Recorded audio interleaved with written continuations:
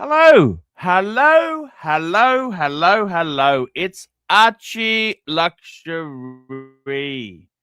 It's ArchieLuxury, and you are on the ArchieLuxury live stream and the ArchieLuxury channel. Here we go, guys. Just doing a little bit of paperwork. Just a little bit of um yeah, me and Luxy have put complaints in about AI images of ourselves because it's just not fair. It's not fair to us. And yeah, so they're just cleaning up a few complaints.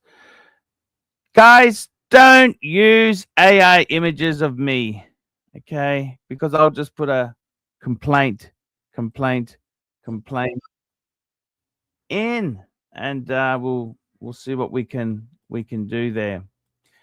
What can I say, guys? We've had a lot of rain in Brisbane. Fuck me dead. It's been raining. I've just got my first super chat in. Oh my god. Oh my god, look at this. We've got a super duper chat. Not just a super chat. This is a super duper chat. This is from Van Lux. Van Lux, good morning. Morning, Arch. Have a scotch. I will definitely have one very soon. I will have a scotch.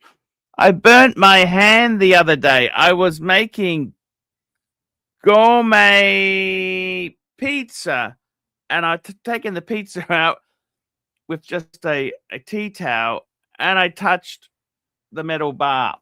Fuck! Yeah.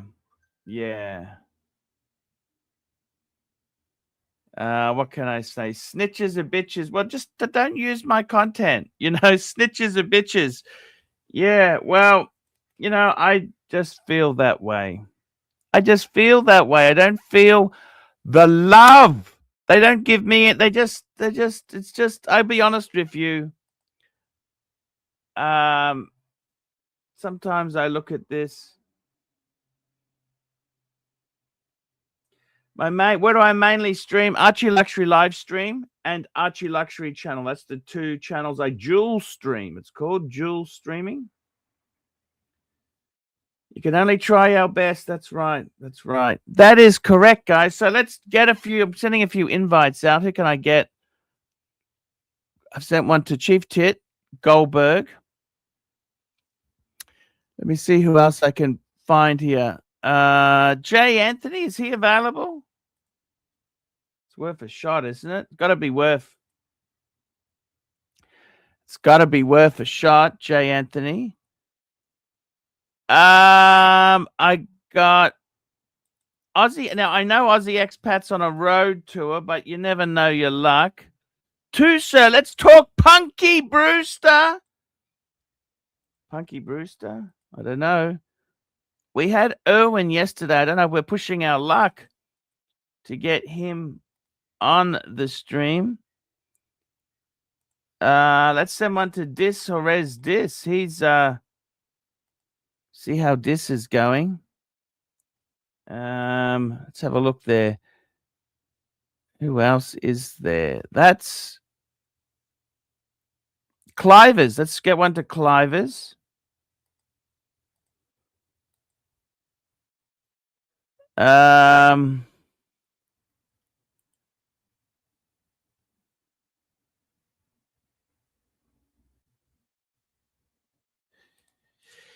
You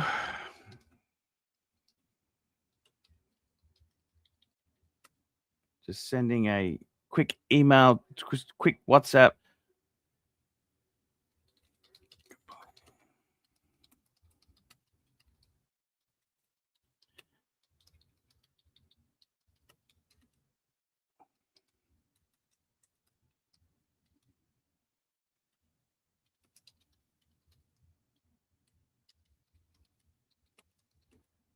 Just sending this out now.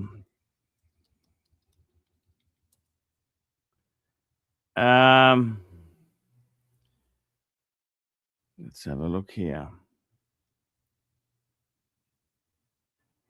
Let's have a look here. Just having a look who else I can dig out to come on the stream. JD's working. No point sending him one. Tan, the man. What's Tan up to? By the way, guys, what do you think of the new Ferrari? Fuck me dead. The Ferrari loose. Fuck me dead. I got to tell you, guys. Got to tell you, I don't understand it. Let's have a look. We've got another super chat's just come in here. We've got one here. $5. Hi, Arch. I'm Canadian and have an offer from a Bermuda employer. Should I make the move? It's a tax haven paradise and the pay is much better. Bermuda. Look. Let's have a look. Bermuda. Where is that? Oh, someone's jumping on. Look at this. I got HR jumping on. Oh, I've got to be honest. This is where we need you at the front. You're the fluffer. We need the fluffer. The fluffer. The fluffer. How is the Skoda? How is the Skoda? Paul, okay. Time we'll see. So the pecking order. Can I talk or not? Skoda, no. Volkswagen, and then you go to an Audi. Yeah. Audi or Audi? How do you pronounce it? What's more posh? Audi or Audi? Audi. Audi. Don't you love? Do you aspire to having an Audi in your drive? I'd aspire to have a Mercedes GLE. I'm not really sure about an Audi. Audi is a better made car than a Mercedes. Oh, a GLE. That's a big monster. See, you don't need a big monster. I love the small car. I love the small car feeling. Why? You don't need a small car. Easy to park. Easy to park. Easy to drive. It's just amazing, man. No, you're right, Paul. Let me catch up. Should he move to Bermuda? I got to tell you, depends what sort of job it is. There's some nice, like St. George is the town of St. George in Bermuda. Bermuda is a self-governing British overseas territory located in the North Atlantic Ocean. Famous for its iconic pink sand beaches, vibrant coral reefs, and distant blend of British, African, and Caribbean cultures. Sounds amazing. I think Bermuda sounds amazing, but I'd want to make sure this job offer is pretty good because you wouldn't want to quit a good job and get a cactus job. You know what I mean? You want to be careful. Oh, you're on the money there. $5 for mobster. Can we let Curly and Mo use AI content? They are entertaining and it reminds us of your channel. Let's just stop the negativity and move on. It's okay for Curly. It's just for Marcelo. It's just for Jock and just for News Bros. There we go. That's the rules. That's the rules. I'll give Curly a free pass. So there we go. What's happening? Talk to me. Talk to me, HR. Talk to me. I just wanted to say, Paul, your photo that's what you aspire to, that photo there. Is that you? Paul, you're looking really good today. Is that a new shot? I didn't know you were baldy. You're a baldy. He's a baldy. Is that a new shirt, Paul? You're looking really good. Something that's amazing is this new Ferrari. Did you see the new Ferrari?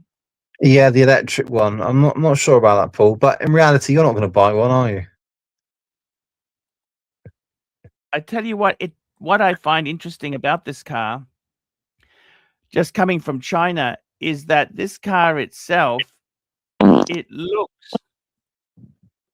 by the way, aren't these women on the Korean date site? Fuck, she's gorgeous. Busty, beautiful face, not a wrinkle anywhere to be seen. Oh, she's a bit old for me. I'd go for the younger model. She's a bit old, Archie. I got to tell you, this Ferrari, I reckon they're going to have it looks like a Chinese car. If it took the Ferrari badges off, I'd think it was a Chinese car. Oh, I've got to be honest. Not that that's a negative. I'm just saying. Can I give you my verdict? I know you're getting excited.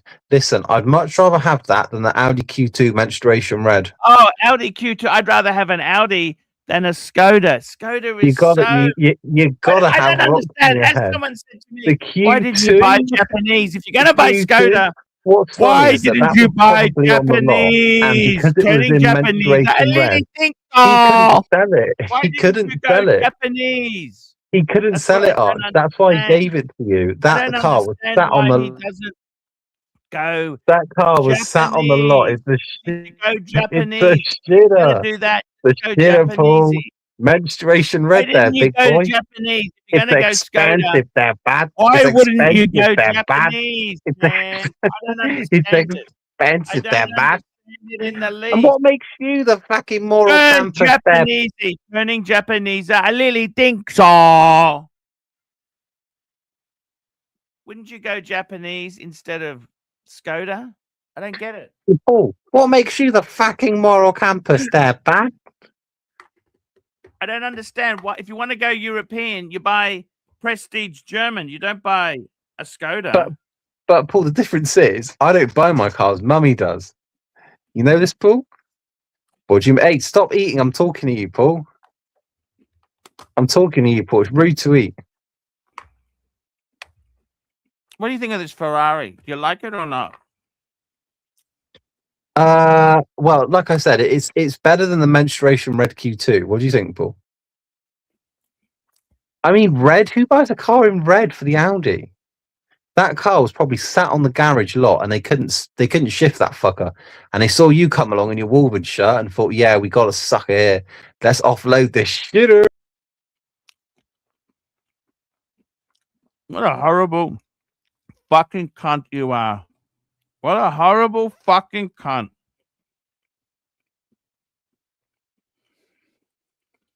Come on, don't be like that. Give me a hug, Arch. Give me a hug. Give me a hug. Oh, fuck off. Give me a Fuck pardon? off. Give me a hug. Fuck Come on, give me off. a hug.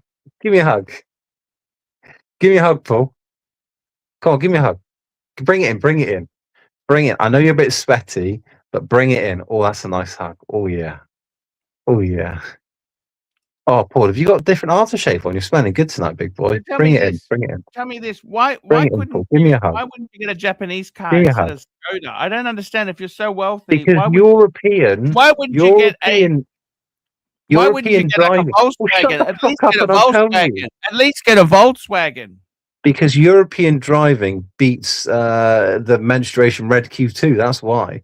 I mean, the Q series starts at 5, and you got a 2. The technology filters down Q2, into the Skoda in about 7 years' time. Q2, They'll have the the Q same series car starts as at a 5. Skoda about Therefore, 7 it's years pointless down the getting track. anything lower. Fuck me dead. What a cunt.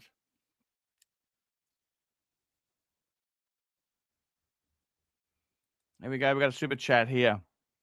$5. Eugene Hong. Do you think Cartier is overhyped?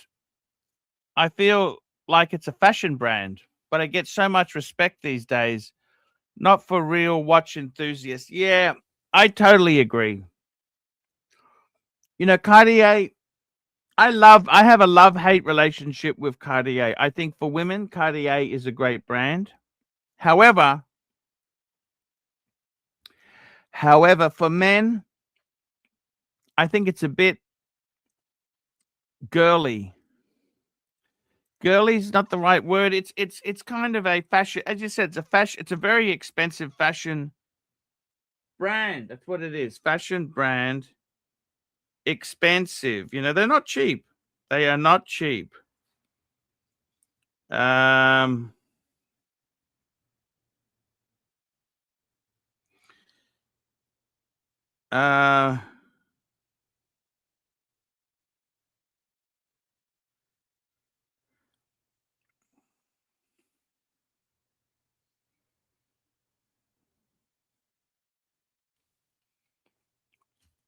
What can I say? What have we got here? Who's jumping on? Who is that?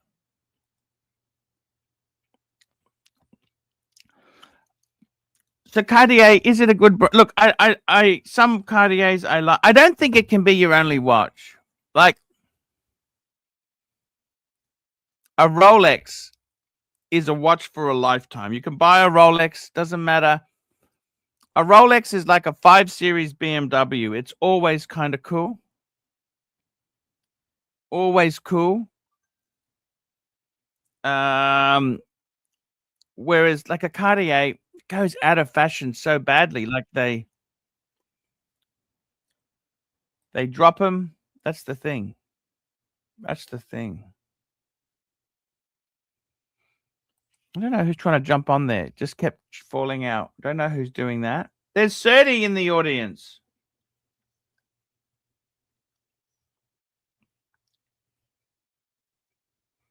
Who we got here?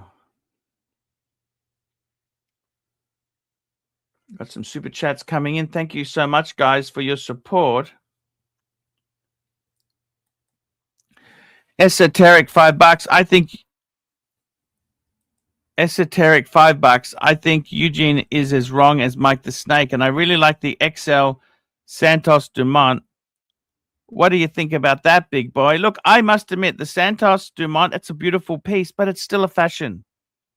Still fashion. And that's the big problem. Like, if you were going to buy a gold piece, I don't think I'd buy Cartier, because you buy a gold sub, you buy a day-date, it's timeless elegance. You buy a Cartier, it's very fickle. It's trendy for a while, but it'll lose its flavor. You understand? It loses its flavor very, very quick. It loses the flavor quickly. And what are you going to do then if it loses its flavor? It sucks.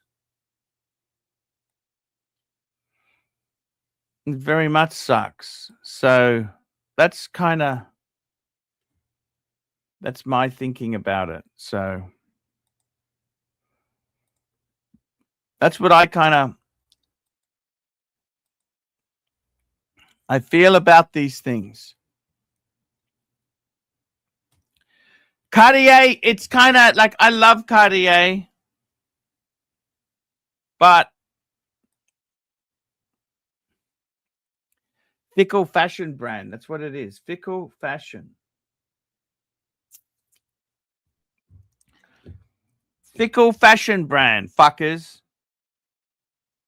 Fickle fashion.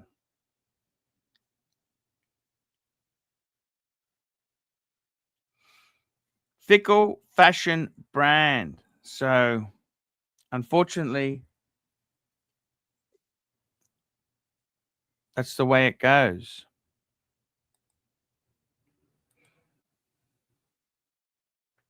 That's the way it goes, guys.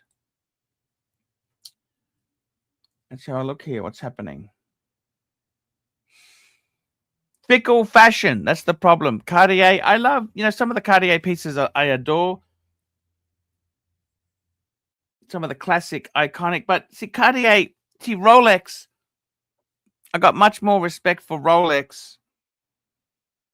See, what Cartier did that pissed me off was they dropped the Santos line, then they reintroduced it. And then it went from timeless, like a slow progression, and slow progression, it went to nothing. You know what I'm saying? Slow progression to nothing. It's I'll just see who this guy is. Hello, who's this? Yo, can you hear me? Yes. Hey, Archie, how you doing, man? Not too bad. How are you? I'm doing good. I just want to talk about, that Cartier watch. Or I guess Cartier is a brand. Cartier is a great brand. I love Cartier. They invented the wristwatch. They invented the wristwatch.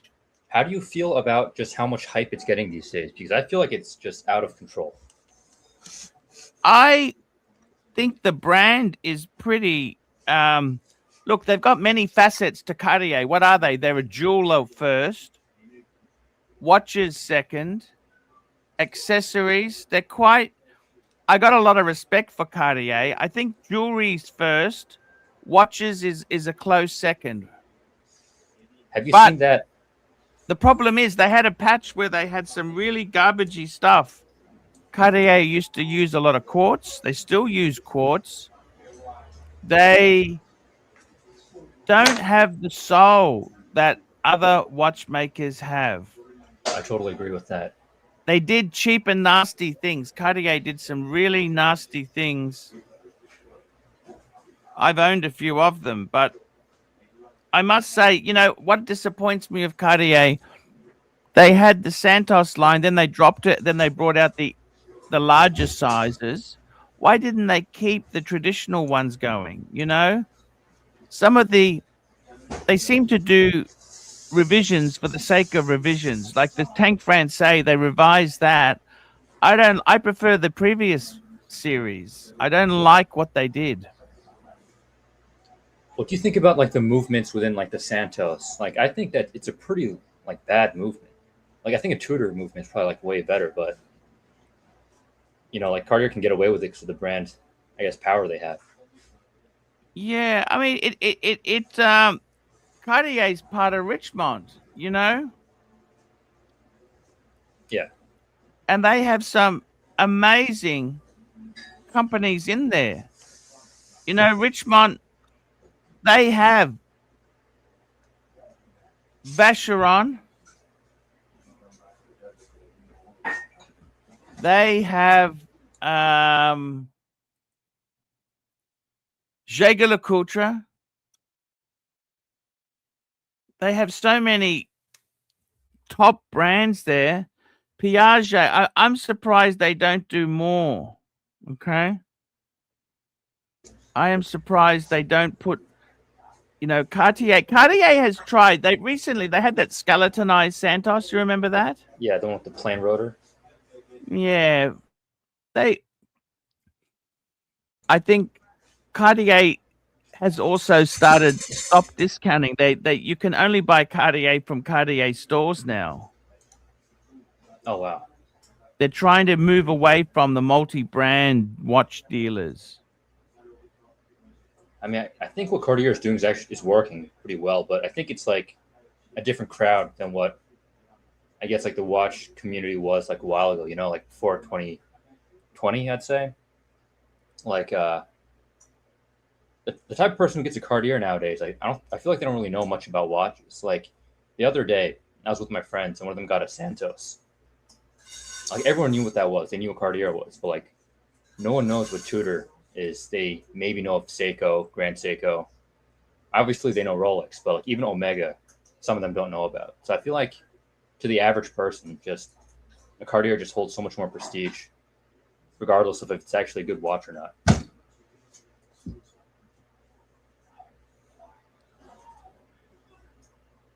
Yep. Yeah. I don't know why Watch Nick is trying to jump on, man. Just fuck off. I don't want to have anything to do with you. You were just an asshole. I Wait. met you in America. You were a weasel. I honestly have got nothing to do with you. Just fuck off. Wait, this guy Bear Clooney is saying that I don't know much about watches. I mean, I don't know. Is Cartier that respected? Because I really don't know. Oh, Cartier's very respected. I mean, Cartier. Yeah, let him on. Cartier. I'm gonna hop off. But it was good talking to you. No, Archie. you can stay on there. I mean, look, Cartier is a great brand. I think they're very expensive. What Cartiers do you have? Tell me what Cartiers do you have? Me? Yes. No, I don't have any Cartiers. I have a Speedmaster. I have a Black Bay 58.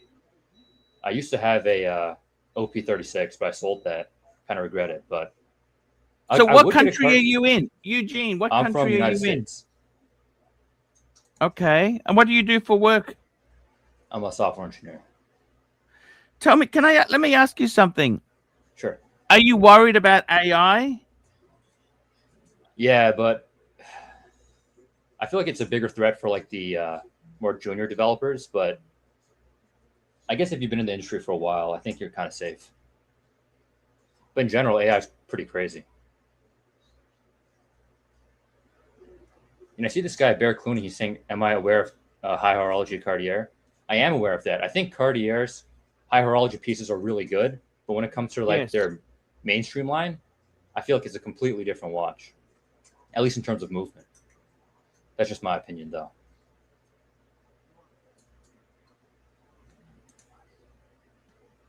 I got to tell you, it's Cartier makes some great things. You've got a Speedmaster, that's the manual wind. Yeah, Moonwatch. Hesselite glass or sandwich? I originally had the Hesselite version, but I eventually sold and got a Sapphire sandwich. Okay. You sounded like a sandwich type of person. I could tell it in your voice. Damn. But no, I like the Hesselite version a lot. I can't deal with the scratches on the plastic. Even with Polywatch, like the scratches just appear out of nowhere. And you've got the Black Bay 58. Yeah, in blue. Oh, the blue one. That's a great watch. I just got another super chat. Let me just grab this. Horror Breakdown, member for 13 months. Happy 13 months from this punter to the rest. Thank you so much. Thank you. Much appreciated. Let me say, are you looking at adding a third watch? How many? So you got 2 quality watches, is that right? Yeah, but I feel like I need a heavy hitter. No, I guess not heavy hitter, but like. Why don't you get a Rolex, man? Just get a Rolex like an Explorer 2. I did get the call for an Explorer 1, the 124. Buy it pre-owned. Don't play the dealer games. Yeah, I know. I mean, Explorer 2, I mean, that's 42 millimeters. The newest one's 42. I feel like it's a bit too big for me. Explorer 1, why didn't you grab it? Can you go back and get it, or that's over now? I feel like I've ruined that relationship. Like I'm kicking myself in the shin for not picking it up. I've been thinking about one Rolex in your collection would be a great.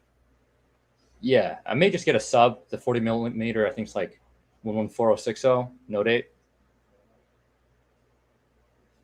Yeah, you want to get a vintage one, but did you like a sapphire, a ceramic, or a non-ceramic? I want to get ceramic, even though the pre-ceramic probably fits better. Got you. Great choice. Look, you got some icons then. You think about it, you got some great icons. The only thing is, the Black Bay, you're going to have 2 divers. Wouldn't it be nice to have a... What was wrong with the OP you had? You had a 36 OP, you said. What color? I had the white one, the 39 mil. I mean, sorry, the 36 mil white one. Okay. You bought it from the dealer or pre-owned? Nah, pre-owned.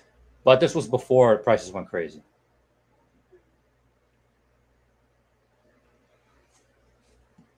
Got another super chat here from Horror Breakdown, $5. Tech market is fucked as fucked-eye from the Latin. Only people I know in tech field finding jobs are doing so through their personal networks. Otherwise, it's scraps. That's true. I can't believe tech has gone so bad. Yeah, same. Do you make 306,000 a year? Who? Do you make 306,000 US dollars a year? No, I wish. There was a YouTube video going around about this guy who works for Meta, who's 24. He makes 306,000 US a year. Yeah, I mean, that's like, they're the loudest minority. You know, they always love bragging about how much they make, but most people don't make close to that. The only thing I noticed is they did an apartment tour. He sleeps in a single bed, man. You want to be fucking bitches, don't you? No, listen. That specific genre of software engineer, like, they make a lot, but like they're spending a lot. You know, like location San Francisco, New York City, rents are super high. Like, I don't know. I feel like they live in like their own bubble. You know, not like the real world. I maybe just be bitter, but that's how I feel about them.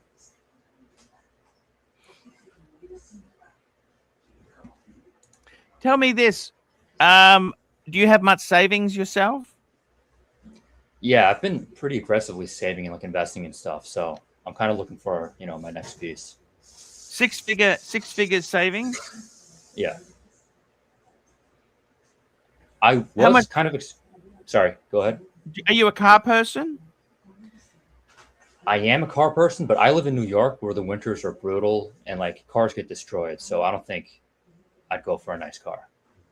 How long does a car last in New York? Let me ask you that. Well, it depends on what you mean by last, but like very quickly your car will get like rusted and like all disgusting from like the potholes, the salt. you know, I work in New York City, so sometimes if I were to drive in, someone could steal your mirror. Like in parking in New York City, sometimes someone will push your car, like they'll nudge it with their bumper. Like that's a common thing. So like if you want to keep your car in pristine condition and you want to do street parking, then it's not gonna work out well. So in my opinion, like maybe if I move out of the city, then yeah. But for now, What I don't understand in New York City is they have that bump blankets they put on the bumpers, you know, bump blankets. oh yeah, that's pretty necessary if you don't want like those white scratches. What I don't understand is in New York, it's one of the most magnificent cities of the world. Why are their roads so terrible? I don't like the pot. Like I'm talking Manhattan, right? Because I Yeah. stayed in Manhattan twice. I came back a year later, and the potholes were still there. They like someone said, "Oh, that's from the weather." No, it's not, because the same potholes were there last year. No, I get that. What I think it is, They're high taxing, very, very high yeah. taxing, and they have some of the most atrocious roads. I don't understand it. What happens to all the money they collect? it just goes into, you know, politicians' pockets and stuff. Like the MTA, the subway system, they make like some absurd billion amount of dollars per year, and they're still in a deficit of like 20 billion every year. It's absurd. Like the reason why it's not working is probably just corruption, honestly. Like it's how things work, I guess. You can't even fill a pothole yourself, or else you get arrested. Sorry? Like if you were to fill out a pothole like in front of where you live, you can get in trouble for that, because like you Why weren't is the that? qualified person.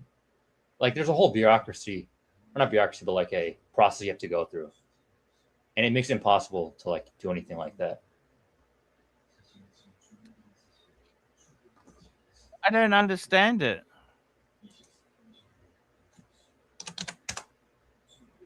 I don't understand it. Like which part? Just why it's so slow? I don't understand why it's so corrupt.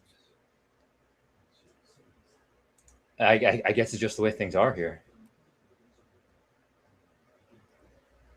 Hmm. I mean, see that comment Jeff Bezos recently made about like New York school systems? It said if like Amazon was run the way the New York school system was, you'd have to pay like $100 for shipping. It would take 6 weeks to get there. And when you open the box, like it wouldn't even be in there. That's how like poorly run things are.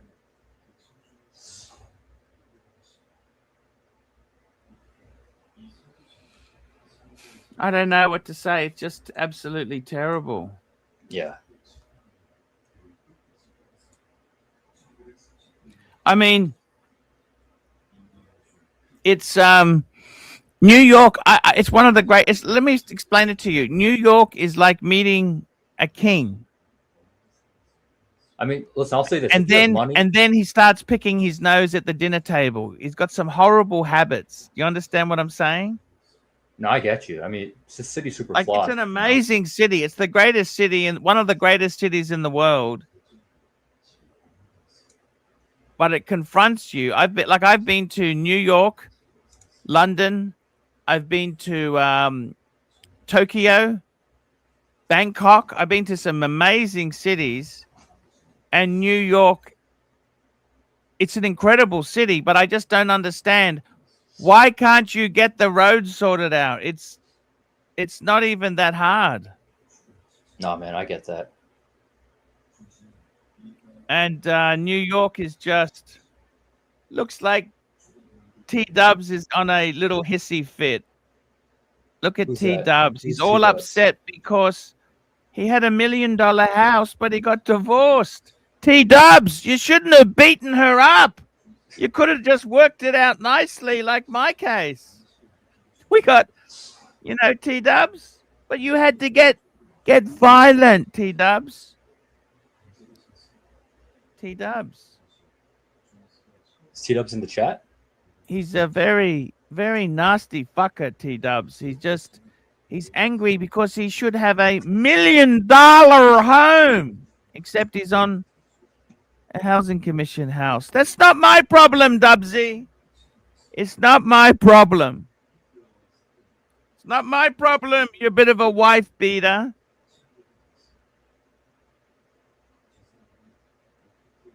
It's not my problem, Dubsy. Not my problem, Dubsy. But I got to tell you, seriously, in the software development area, we got Mike joining us. Hey, Mike. Hi, Archie. Tell me this, in the software development area, are you worried about the future? Me? No, I'm talking to Eugene. Eugene, you worried about the future? I mean, it's probably going to cut down a lot of the jobs, but there's always going to be a need for like human oversight, I feel. At least for like the next few decades.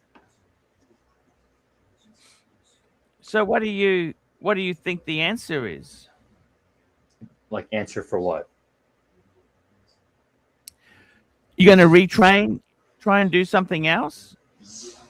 Probably not. I mean, it affects more people who are, I guess, like just graduating college and stuff. But if you've been in the industry for a while, I think you can always find work. At least where I live, because I live in New York City. So how old are you now? I'm 27. Fuck, you're so young. Yeah, I've been watching for a while, though. I've been watching since Explorer 1 Mark II came out. I remember that's when I got into the watch game. If I was you, why don't you just go to David SW, buy the watch Dude, you I want? sold my watch to David SW. It's a good guy. He is a great guy. Just buy an Explorer 1 from him. I may. Been great to deal with. Also, I watched a video about this from you a while ago. The Sin 903. It's like the Breitling, not copy, but like their version of the Navitimer. Yeah. Mm-hmm. Great watch. Yeah. You know, that is a good watch, but damn, it says Sin on it, though. So, you know, that kind of messes with my brain. What's wrong with Sin, though? Sin's a great name. Great company. I know. It's just when you think of Navitimer, you think of Breitling, right? Yes and no. Yeah. The main reason why I want the Sin is the Sin's waterproof up to 200 meters. The Breitling's only 30, which kind of concerns me. Yeah. That's why I'd probably grab the Zen first. It's probably less money, too. So the Zen you can get for like 42 Who's this? US. Who's this? We've got a new person entering. Who's this? What's up, Archie? Who's this? This is Jay. How do I know you, Jay? Oh, you don't. I just been watching for a while. Long time watcher, first time jumper on her. First time jumper, yeah. What do you do yourself, Jay? What do I do? Yes. I'm actually a wealth advisor, a financial advisor. Oh, excellent. So, I got a question. You've seen these shorts about these AI investment things that they say it only takes $20 or $100. Just let it run, and it does all the investing for you. You don't have to do a thing. Are those things for real or not? Those cloud bots. Those I've just seen short. yeah, those ads. those are AI agents, and people are experimenting with giving them tasks to make financial like some investments based off of like charts or strategies. Yeah. But it seems to work. But now people are taking risk by giving them a crypto wallet to invest, and sometimes they just lose everything, and they're still like getting used to it. So, but I've been keeping track of it. It's pretty interesting. And I think Are you a Warren Buffett fan? Warren Buffett, Berkshire Hathaway. Warren Buffett. Yeah, I mean, I mean, everyone's a fan of Warren Buffett and what he's done. But what's the best investment advice you can give our viewers here? S&P 500, right? Buy low, sell high.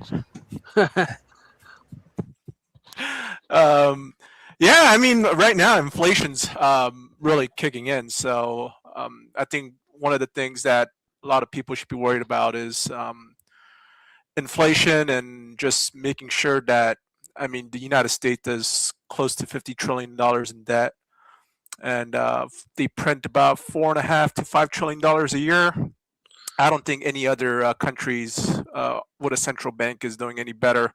I think there is going to be a new rail, a new system that's coming pretty soon.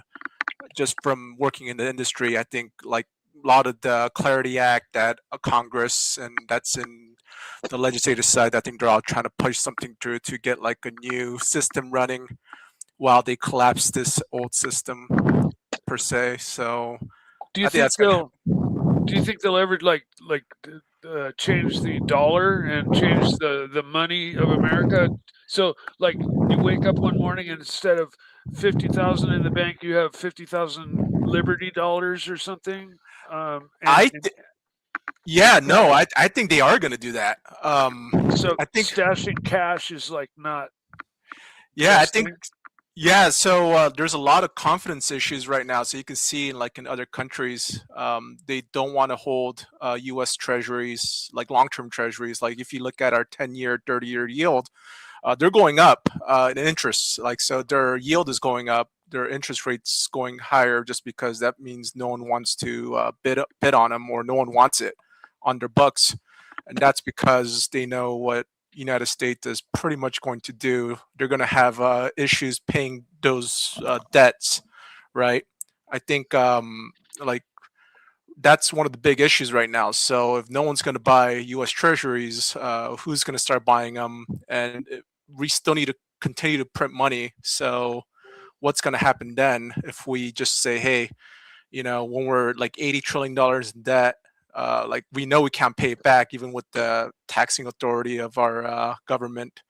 So there's going to be a new system. So Do you think gold is worth like investing in over stashing cash?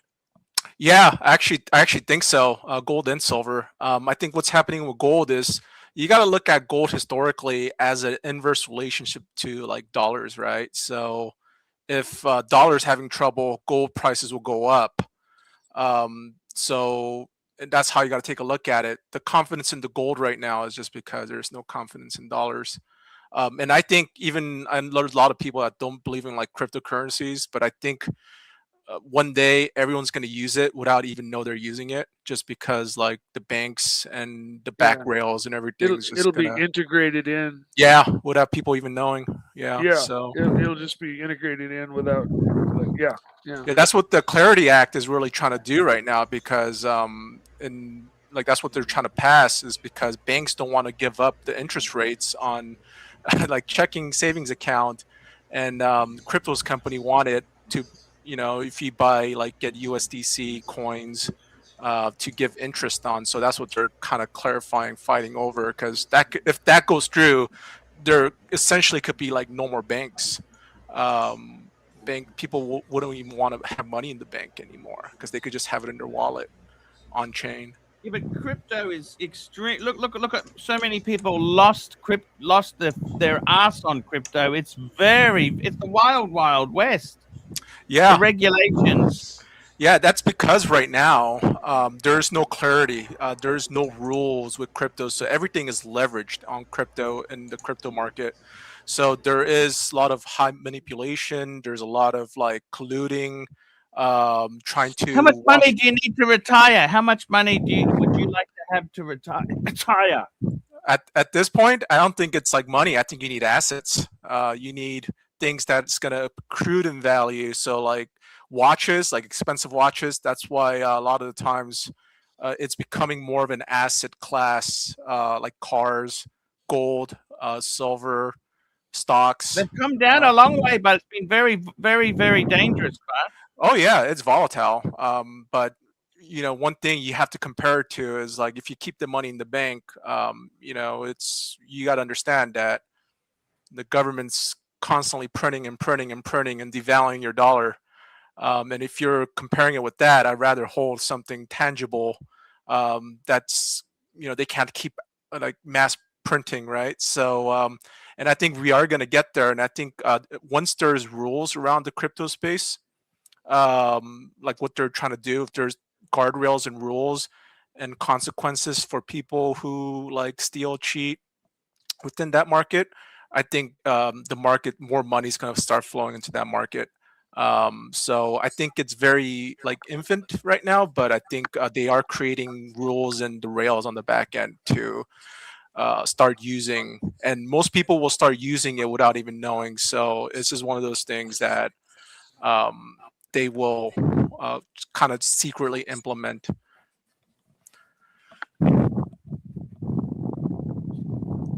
It's a very tricky thing. What watches do you hold yourself? I have a Sea Dweller. I have a Hulk. I have a Planet Ocean, like the really old Planet Ocean Omega. Nice Rolexes. Nice Rolexes. Yeah, I bought them in 2015. So I walked in and was able to get the Hulk and the Sea Dweller at the same time, so which was pretty nice. I did have a Daytona, which I ended up selling to a friend of mine. So, but I want to get a. Sorry. When did you sell the Daytona? Oh man, I think like 2018. Oh damn. What type of Daytona was it? It was the Steel? first ceramic. It was the first ceramic bezel Panda dial. Wow. So, yeah, I got that at retail because I was waiting, and then I was waiting. Actually, I thought I was gonna get the pre-ceramic one, but once the new ones got released, they just called me and said, "Do I want?" Of course, I wanted it, so I bought it. And after like I wore for maybe a year, and then I sold it to a buddy of mine. He's a good friend of mine. He still has it. So, but I jumped in the car because I was kind of looking at the Cartier. So I wanted to get I really like Cartiers. Cartier. So, yeah. So I really like it. I know it's at first I thought it was like like the fashion trend and things like that, but like looking more into it and actually going to like the boutique and trying them on, and I kind of like falling in love with it. So like especially the Santos. So and probably like all of their lines. So I might pull the trigger on the titanium Santos like in pretty soon. Nice. How's it fit on your wrist? It only comes in large, right?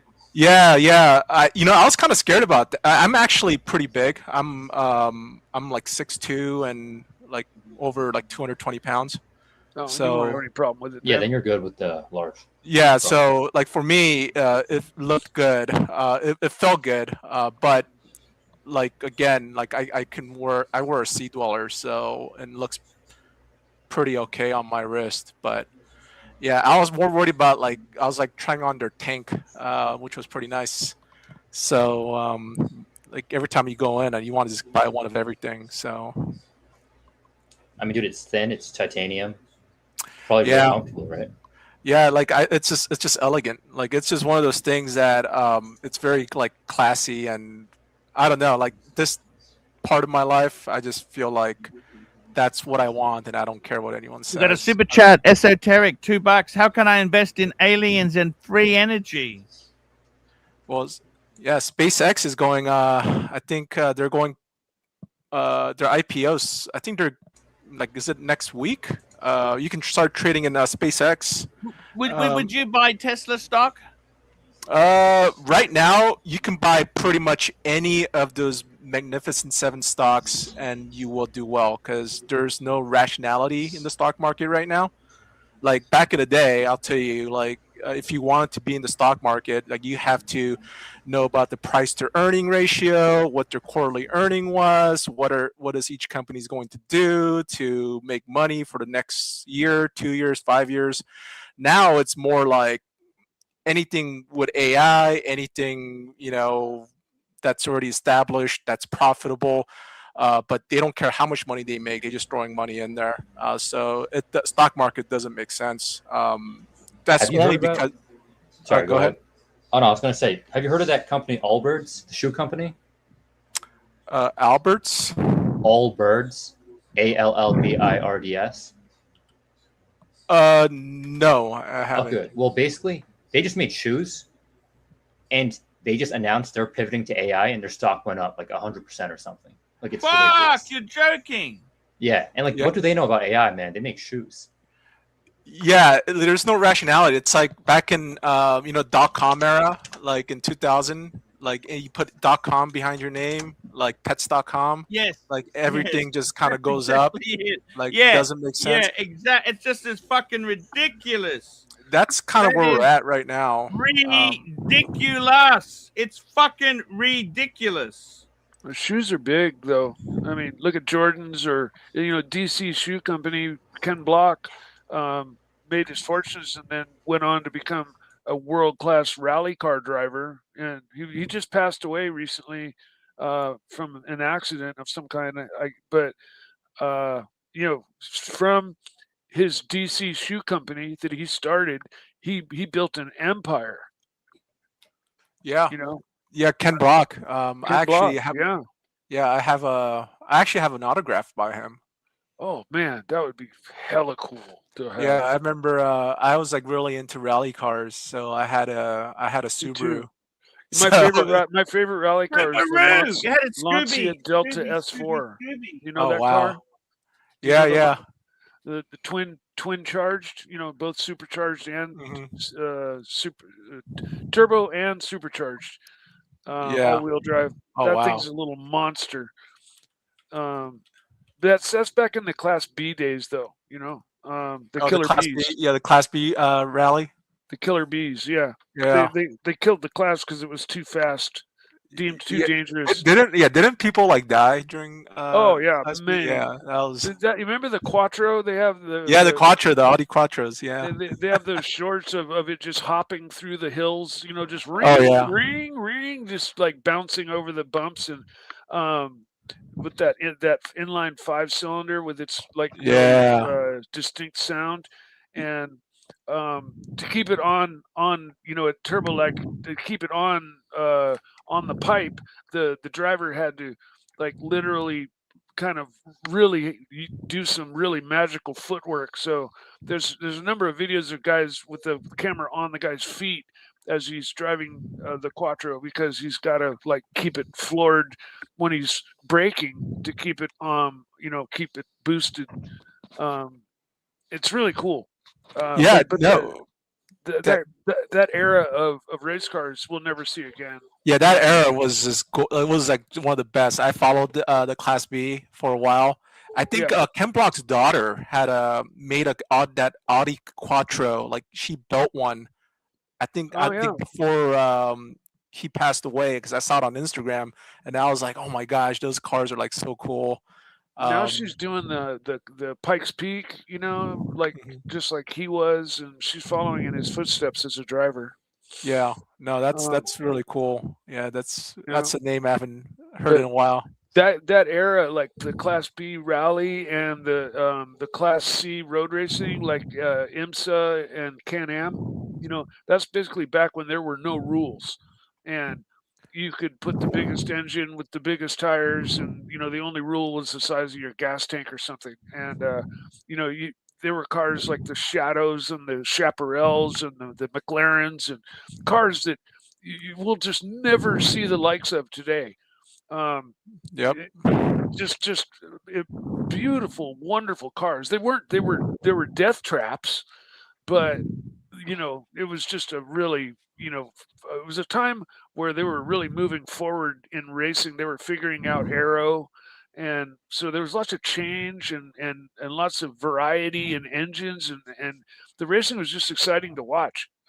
Whereas today everything's all spec, like all the chassis are the same. They all run same size engines. And it's not as cool as it was. Yeah, I haven't really followed any much racing in a while. I'll just kind of pick it up, watch it on YouTube. But yeah, those 80s racing was like really on point. Oh yeah, Formula One's going downhill fast with their 50-50 electric hybrid thing now this year. Just fucking tanked them. But if you ask the drivers and the spectators and the teams and the team owners and you ask everybody what they want, and they say, give the drivers 1,000 horsepower, the biggest tires you can put on the car, and let them race. And that's exactly what they're not doing.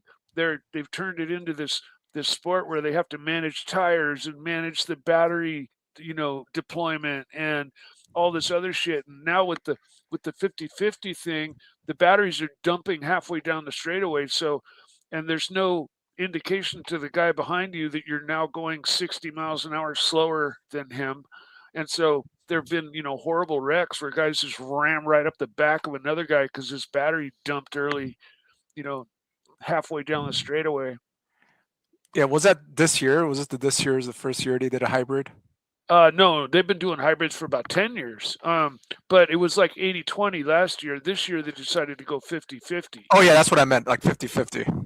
Yeah, no, the 50/50 was just this year. Yeah, that's terrible. And now they're talking about bringing back the V8s, which, yes, please do it. I'm so tired. I hate V6s. Yeah, was it 10? Was it V10? You like and then straight V8? sixes, don't you, Mike? You like straight I sixes. love straight sixes, but V6s, nah. I mean, anything wanged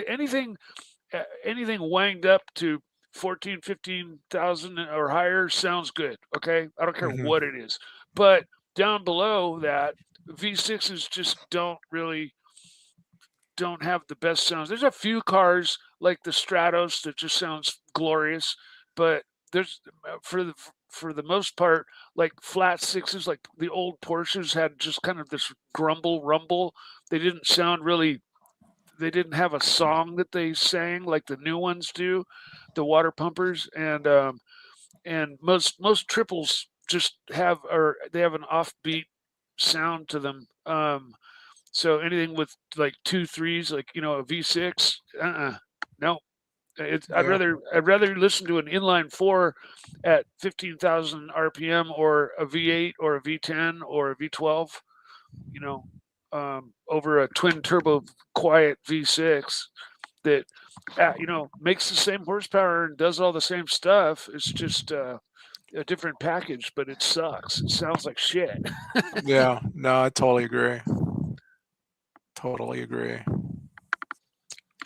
But I got to tell you, there it's financial planning. What do you advise people to do? What's your main thing when they come in and say, "Help me"? Yeah, I'll be right so back. I work at a major firm, like one of the top 3 firms in United States. So we manage a lot of retirement accounts. So we go over I do a lot of wealth, financial planning. So based off of their assets, liability, projecting retirement, investment advice, and things like that. And obviously there's things we can't really go into, like when it comes to again, like cryptos or things like that. We can't really Sure. give them legit advice just because there's no regulations around it on how our industry is going to deal with it. Besides right now, just kind of see it as a commodity.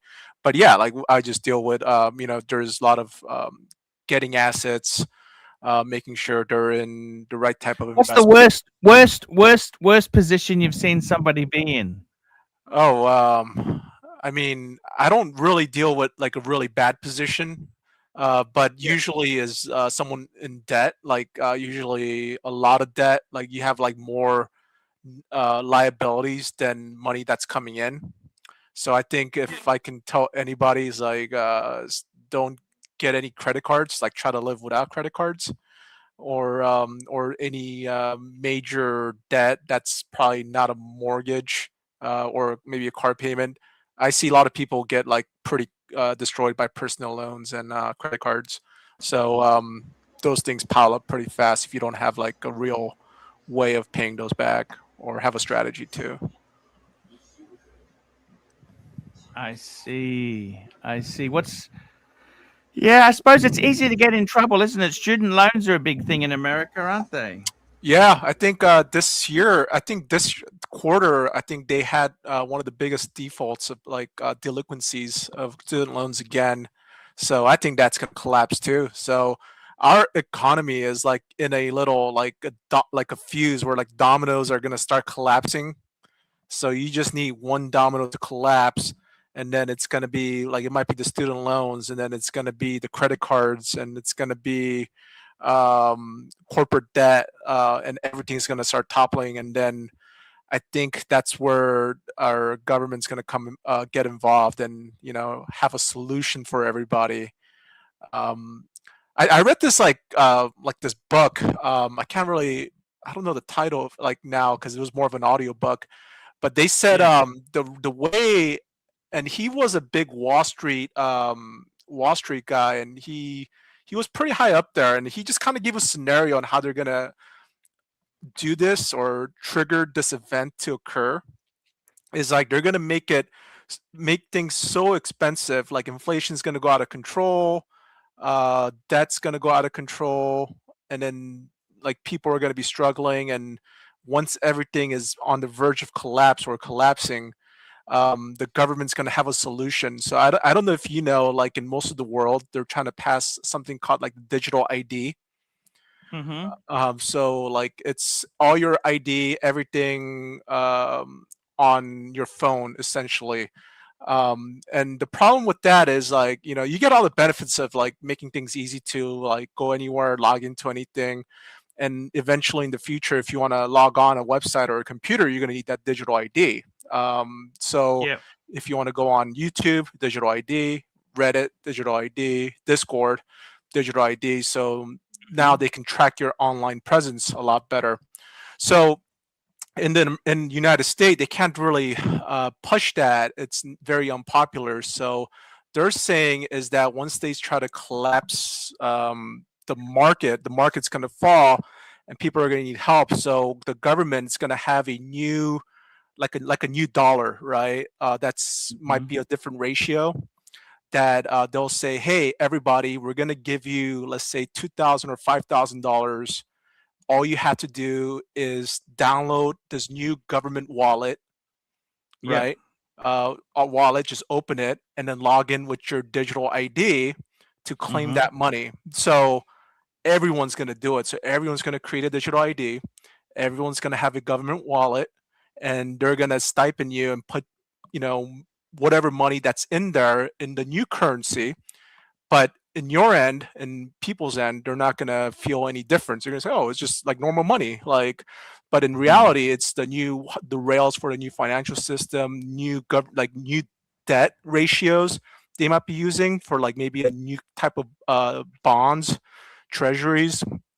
That's the old ones going to be converted, like maybe to 5-to-1 or 10-to-1, to kind of erase the debt and migrate the debt.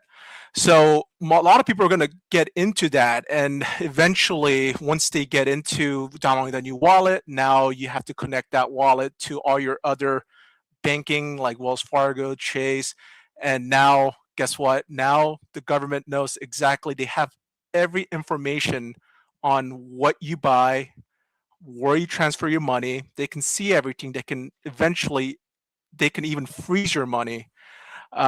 So like if you like, and you won't even have to file taxes in the future. They'll just take it out of your wallet in the future. That's how crazy it's going to be.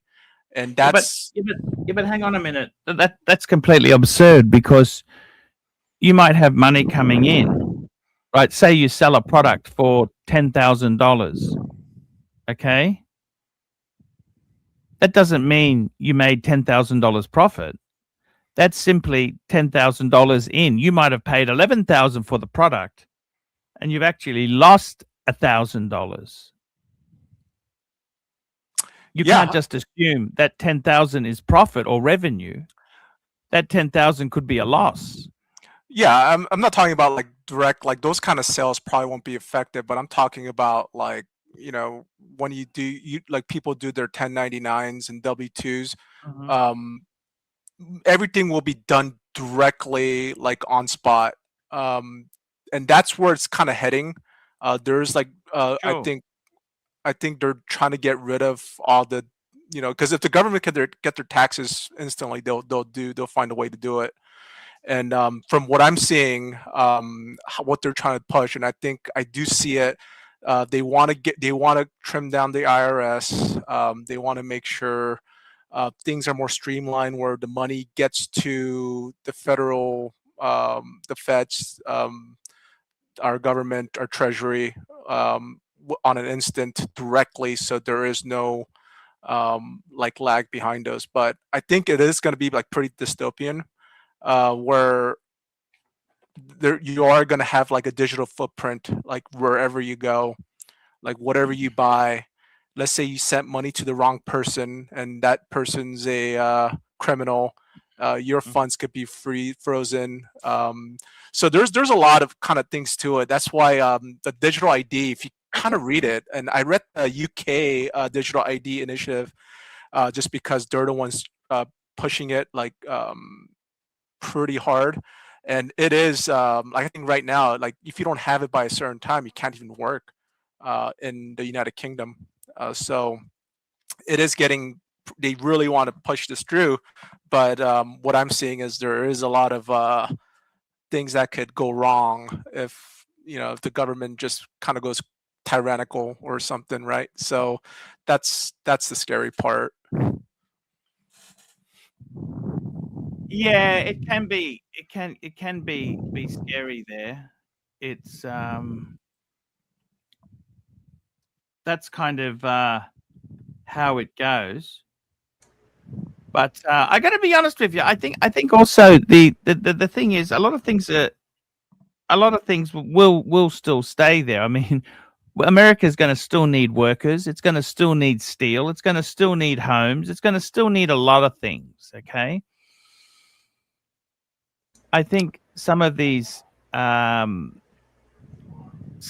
things, many things will change, many things will stay the same. And investments. Are you a crypto crap person? Do you like crypto, or are you adverse to crypto? Oh yeah, like I have a lot of money in cryptos, but I have a lot of money like everywhere. So it's but yeah, like cryptos is one of those. I only like certain type of cryptos. I don't like believe in all of them. I actually do like pretty like extensive research on and Bitcoin. You like Bitcoin? Actually don't. So Ethereum? No, I actually made all my crypto. So all the money I have now is from Ethereum. So back in the day, I got into Ethereum when it was like $5 to $10. Yeah. And then I made all my money off of that. So and that money got me into a lot of other projects I'm currently in. Tell me this: do you own your own home? No, I rent right now. When are you going to buy your own home? Probably when the next crash happens. Are you a Dave Ramsey fan? No, not really. But I agree with some stuff he says. But I'm not like a big fan of what he. I mean, his advice is really good for people who are under like middle class or lower. Yes. Like it does make sense, but his doesn't apply for everyone. He has some good points about like not pay off your debts, stay within means, like all the things that you should already know if you had like your parents telling you all these things. But a lot of the times, like someone like me, it probably like the scenario is a little bit different. I choose not to own a home. I had I actually do have like a split investment property, but that's not a home. So that's probably like the extent to property. But I rent until I can. I'll be ready to buy because I'm pretty picky with what I where I want to live. So if there was somebody that had some money, not enough really to do much with, but wanted to make their money work for them, what would they do? What would you suggest they do with it right now? yeah, so you need to go in because a lot of the stuff is pretty saturated. The market is already there and done. So you have to look for something that if you want to really make your dollar take risk and get as far as possible, you have to look at where the future is kind of going. Like you have to really think like back in the day, if you were in like year 2000s, right? Like if you thought like one day people will be buying stuff on the internet and it's going to come like 24 hours to your door. You would have invested in Amazon. Yeah, like Amazon, like if you could. But the thing is, if you thought that in year 2000, you would have invested in AOL or fiber would have optics. you would have Oh, yeah. invested in Webvan. These companies fucking lost a lot of money. They Oh didn't yeah, do I'm not saying that's why it's a risk, right? But you got to think like innovative, like future, like kind of forward thinking, and to find where the future's heading. And there's a couple of things that I do look at. I think privacy is going to be very important in the future, especially privacy with your money. You want to, I think in the future, there's going to be more of a premium on untraceable money. I think that's one thing. And I think that's going to be very beneficial, especially like privacy is not only for like drug dealers or criminals. Privacy is for like everybody. I don't want government to know what I order on Amazon or like who I send money to. And that's going to be a premium. And I think there's another crypto that I really follow that I like a lot. It's called Hyperliquid. Hyperliquid is it's a trading platform, decentralized trading platform that IPOs can get into people that everyone could like participate in before even IPO, like Wall Street gatekeeping allows people to. So like SpaceX is already trading on Hyperliquid, and it's not even out yet. And that will be, and once it gets released to public, like when the IPO starts, then your shares will convert to actual SpaceX shares. And so even Anthropic and OpenAI are going to be trading there. So it is one of those things that it's very innovative, and I think in the future more people are going to start using Hyperliquid, and I think that platform is going to do pretty well. And that's the first crypto that's doing, the first company that's doing that, and they're pretty profitable, and it's very innovative in what they're doing. So like things like that, and like things like privacy is going to be very very important to where, and I think it's going to have staying power. So those are things what I look at. Like if you're going to be like, you don't have a lot of capital but you want to deploy and have like a big upside, those are the things I would look into. Because I look, that's the same way I found Ethereum back in like 2015 or 2016. I just thought it was like so cool, at more than Bitcoin. So I ended up buying a bunch of them, and then it really worked out. So it's just kind of forward thinking, trying to find those little nuggets. Because like right now, if you were to put everything in, and I think like it is safe to put in like buy gold or silver, or put into the market. And that's a very safe way of doing it. But those are more for like preservation of capital, more than trying to like find the next Nvidia or something like that, right? Okay. So, and I Yeah, did invest. I'm sorry, I didn't mean to interrupt you. I have a friend who bought Bitcoin way early on when it was like below 5,000, and now he's rich as fuck. But for me, when he came and told me about it, it was at 50,000. I bought 5,000 worth, and the next day it dumped down to like 2,200, 22,000. I lost 3/4 of my money overnight. It took me 2 years to get half my money back, and at that point I was just like, I'm out. So I pulled it out. And if I had stayed I think another someone 3 like years, you, Mike, you should invest in the S&P 500. Just buy an index fund. yeah, I maybe agree with so. that. I don't know enough about it, so yeah. Sorry, what did you that say? You might agree be- with that, or you don't agree with that? No, I totally agree with that. Just keep buying the S&P 500 over time. You'll make a lot of money. What about gold? Gold is good too, but it's only recently gone up like a lot. Like for the past like 20 years, it hasn't matched S&P 500. I feel like only recently. Yeah, Wow. gold is a hedge against the dollar, right? So if you look at gold prices, try to take a look at it like this: like the gold price going up is because more of the dollar going down. Like, and it's they have like an inverse relationship. So whenever dollar struggles, gold and other precious metal do very well. But gold's So, always gone up, right? It's never gone down at any point, right? well, gold always keeps its value. So if you ever take a look, I think there's like a ratio like from like how 1 ounce gold denomination for like how many silver ounces versus like, so back in the day, a 1 gold ounce could buy you 1 cattle. So this is historically. So if you go to like I think like 1700s, if you wanted a cattle, you give someone 1 ounce, a farmer, a 1 ounce of gold, or a cattle rancher, they'll give you a cattle. And I believe also like something like 1 acre costs something like 8 ounces of silver, or like I forgot what it was. It was something crazy. I think it was like 33 ounces of silver or something like that, an acre. So like there's a lot of like these ratios. Like even 1 tailor suit from like Savile Row in London or in England will cost you 1 ounce of silver. I mean, 1 ounce of gold will buy you a really nice tailored suit. Sure. So if you kind of correlate to today, and that still holds true, like 1 ounce of gold still buys you a cattle.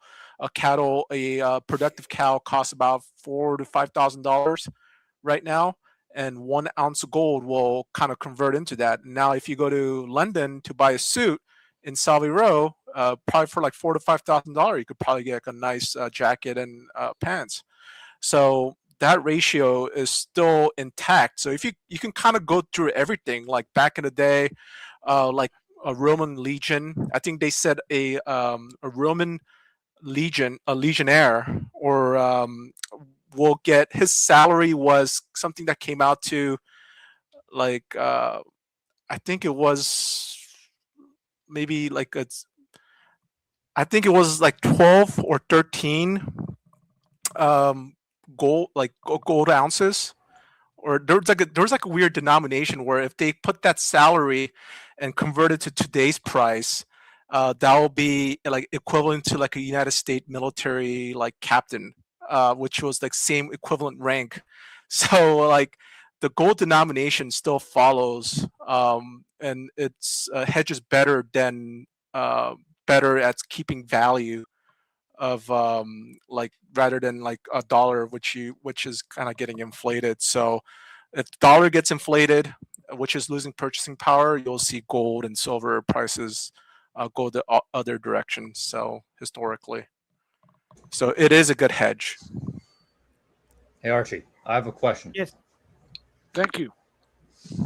So Yes, sir. how do you feel about JLC's position in the market nowadays? Because I feel like, you know, it was super respected, but you know, lately I feel like they haven't been making, you know, too many good choices.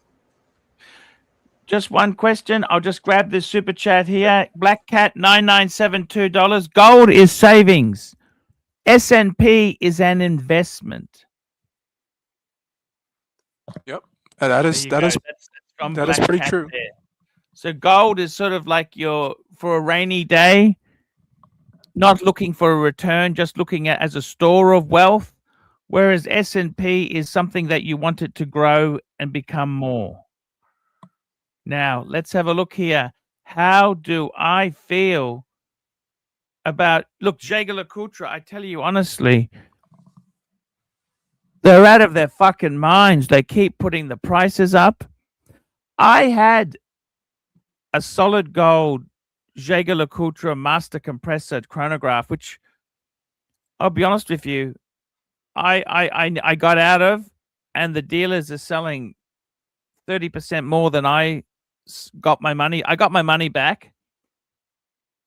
But JLC, it's a very toxic brand. I think the only JLC I'd really buy is Reverso. The Master Control is possibly another one I'd buy.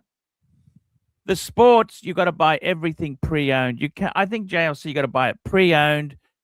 There's not a lot of Reversos come up, but like they're kind of an enthusiast. I love them. I think they're a fantastic watch. But I think they're kind of becoming a very soft, toxic sort of brand. Like they're great engineering, great design. I love them. The problem is it's so hard to trade out of them. If you buy one, to get out of it, you lose money. It's like a lot of brands. Now, if you buy them cheap enough secondhand, that's okay. They're still hard to sell. But I think JLC is out of that. They keep putting the prices up. Same as Breguet. I don't understand. They keep putting the prices up. The market's already tough. They're putting the prices up. I just don't get it. I do not understand it in the least. I just How's feel that like for an answer? no, that's fair. I just feel like they have so much potential. Like they could just make one nice sports model. They have what it takes. I guess they just aren't making the right choices these days. I like their new what is the Master Control they released? The integrated bracelet. Yeah, I like it, but It's expensive though for what it is. I feel like. but there's something that feels off on the dial, which I don't know. It's like I a lot like, of empty space, right? yeah, there's something about it doesn't look like, maybe it's just too smooth. Maybe like I don't know. Like in my brain, it just kind of doesn't process it. Maybe it needs some like decoration on the dials, or like maybe like a maybe like I don't know how AP and Patek does it.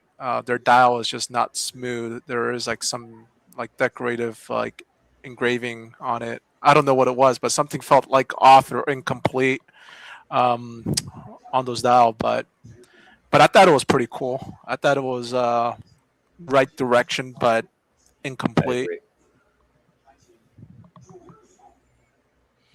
I got to tell you, there's a lot of brands at the moment that are really fucked, and I think Omega is another brand that is really struggling. Like they've released so many versions of things, they're kind of swamp. I love Omega, but they're desperate. Swatch Group is desperate. The times we're in,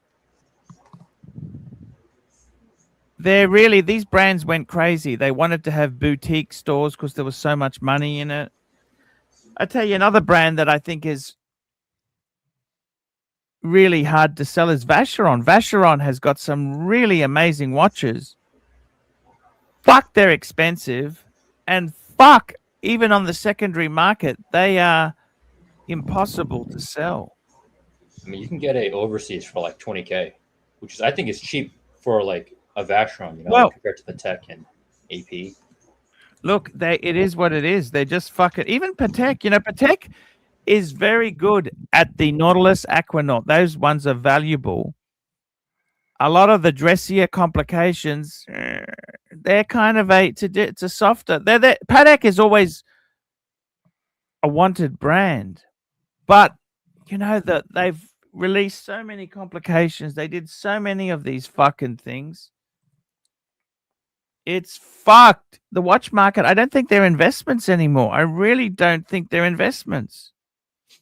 And if you buy something, you've got to be prepared to keep it long term because you can't easily get out of it without losing money. I think Yeah. that's the problem. It's toxic. The market's turned toxic.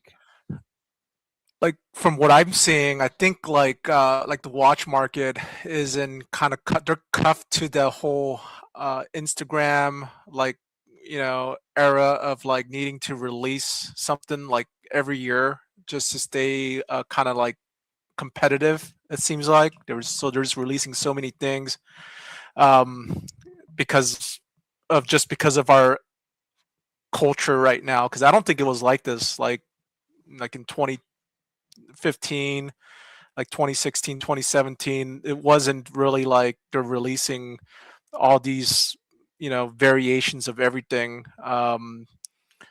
But I think our culture, like Instagram culture, our next thing culture, like just kind of pushing it to like what's next, and I think this whole company ideas, like all these companies competing with each other, are kind of getting into that mindset where if they're not releasing something colorful, bigger, bolder, it feels like they're going to be falling behind. But that just on the long term, I think it's doing worse for their brand. Like Omega, like when I got into my Omega, and again, I think the worst thing I did was buy it at the Omega boutique. I bought my Planet Ocean there, so I paid full retail, and I still have it now just because it was one of those things like I did not know about going somewhere else and getting a discount.